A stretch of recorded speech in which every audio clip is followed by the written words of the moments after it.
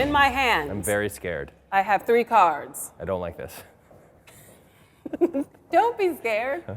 Past, present, and future. Choose a card. Any card. The past. All right. So you were a writer on NBC's The Office and played Dwight's cousin on the show as well. Do you have a favorite Office moment on screen or off?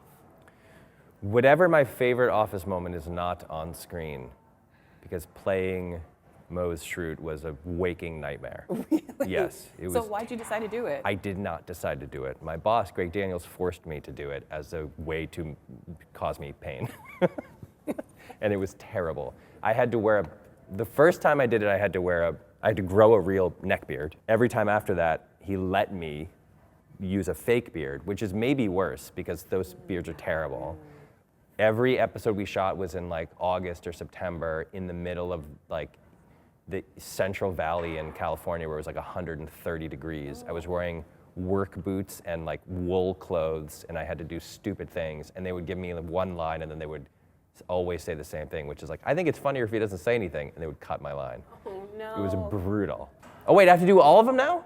Yes. Man, I thought I was, Come on. okay. What, are you bored? Oh, I'm scared. Okay. You and Rashida Jones wrote the first episode of season 3 of Black Mirror, correct? Correct. How close do you think we are to the world depicted in Nosedive being a reality? Charlie Brooker, who is the genius behind Black Mirror, I have heard him say that the show shouldn't be thought of as the future, it should be thought of as a parallel present. And in the entire time we were writing it and the entire time we were watching it after it was done, I felt like this is pretty much the situation. If you're a restaurant that got like 4 bad Yelp reviews and it's harming your business, and those 4 bad Yelp reviews aren't based on anything in reality, you realize like how easily the world is manipulated by the internet and by just voting for things. It's just it's not safe. We're not safe from this stuff. At the end of Parks and Rec, you speculated about what 2017 might look like. Now that we're here, how close is the reality to what you envisioned? Well, some of the things we nailed. We predicted the Cubs would win the World Series in 2016, and they did. You did. Some of the things were just jokes. We predicted, for example, that Shia LaBeouf would become a famous wedding dress designer.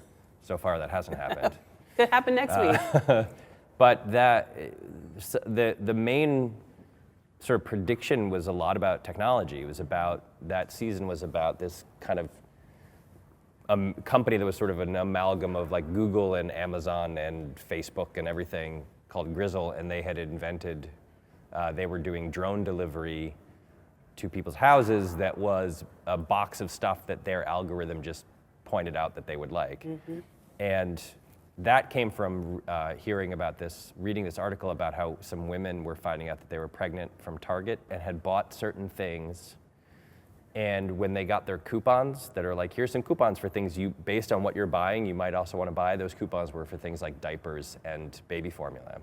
And they were like, oh my God, and then they took a pregnancy test and found out they were pregnant. Shut up. It's because the algorithm that Target had for like, if you're buying like iron deficiency vitamins, that is a thing that women buy when they're in the early stages of pregnancy. That's true. And so they were literally finding out the most intimate personal thing that any human can go through from the coupon printout at Target. And the idea that companies will just are like gathering your data, that is the future.